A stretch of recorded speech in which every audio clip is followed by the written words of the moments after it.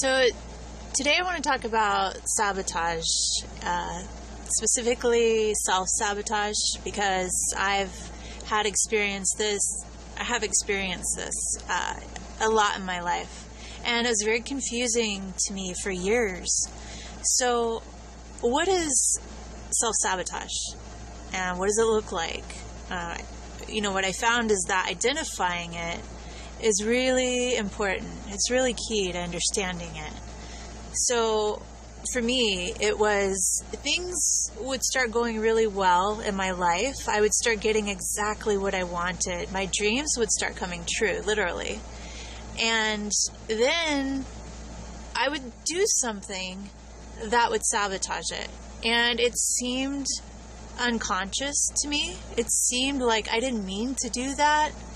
I would just get on the other side of it and realize, wow, I just lost what I've worked so hard for, and I feel like I messed it up. So I think that a lot of people have this in their life, and it may look, and I'm sure it does look, different ways for everyone.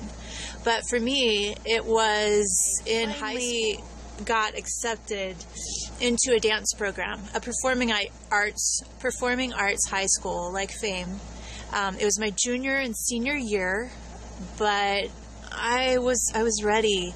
I woke up every day to dance. I lived to dance. So this was a dream come true for me. I started following those thoughts of I'm not good enough. I'm not enough. So if I eat less and I lose enough weight, then I'll be enough. That's where it started. I didn't recognize it at the time. So following these thoughts turned into emotions, turned into actions of harming my body, and the end result was I quit. I quit my passion. I quit my dream. So stay tuned for the next episode of this video, and let's talk about the solution. So welcome back. We're talking about self-sabotage, and I gave one example. I have many examples, and I will share those later.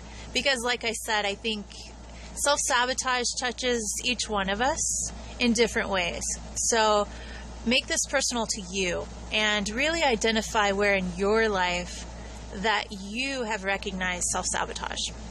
So what I want to talk about now is, what's the solution? What have I learned all these years about self-sabotage and what to do about it? And then this voice came in and said, look at your thoughts. What is happening right now? What is really going on? And I stopped, and I was able to just see these thoughts and how that was self-sabotage starting right there. In the past, I would have followed it. I would have followed the emotions. I would have ended up going to the store, being really upset and involved in this and making it real. I would have gotten all this junk food, brought it home, stuffed my face, then I would have been sick.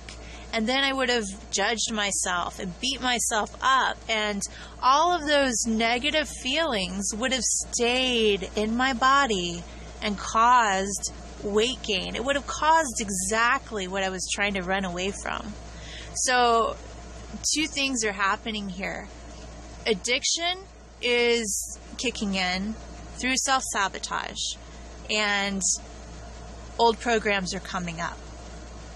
So I'm going to talk about addiction as a separate video at some other point. But what I was able to do is recognize the thoughts that start self-sabotage, that start the self-harm, that start the addiction. And I was able to watch them flow through, to take a step back and go, okay, this story isn't real, and I'm not a victim to what's moving through me.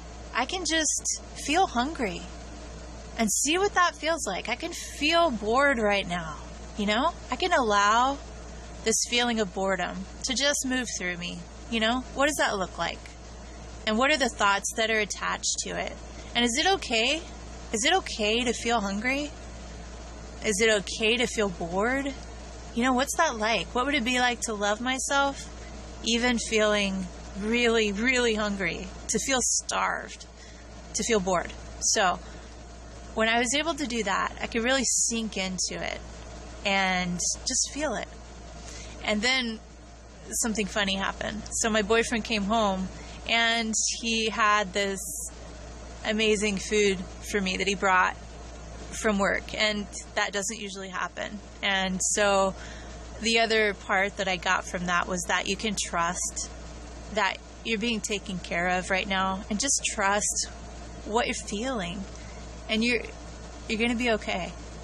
You're going to be okay. So we can just feel what we're feeling and think these thoughts without following them and without letting them decide what we're going to feel and decide what actions we're going to take.